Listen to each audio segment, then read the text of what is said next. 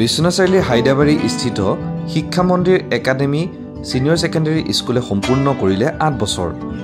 প্ৰতিজন শিক্ষাৰ্থীৰ ভৱিষ্যত গঢ়াৰ লগতে ছাত্ৰ-ছাত্ৰীৰ সৰ্বাংগীন বিকাশৰ লক্ষ্য আগত ৰাখি এক সুকীয়া পৰিৱেশ গঢ়িবলৈ সক্ষম হৈছে একাডেমীখনে।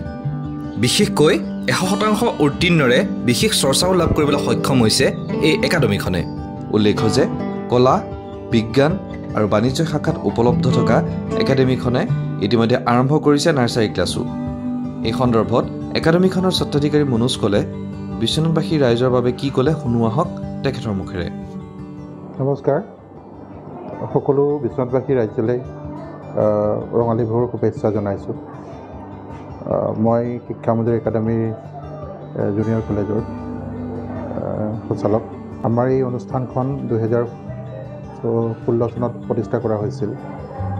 আজিৰ দিনলৈকে এই অনুষ্ঠানখন 8 বছৰ অতিক্ৰম কৰিলে। গতিকে আমাৰ এই শিক্ষা মন্দিৰ একাডেমীৰ সকলো অভিভাৱক আৰু ছাত্ৰ ছাত্ৰীসকললৈ মই ধন্যবাদ জ্ঞাপন কৰিলোঁ।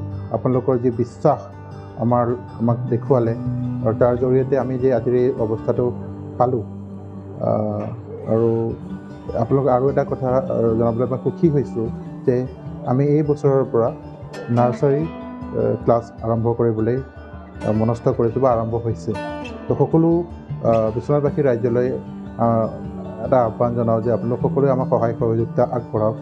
Higher secondary first year second year আগৰ পৰাই আছে।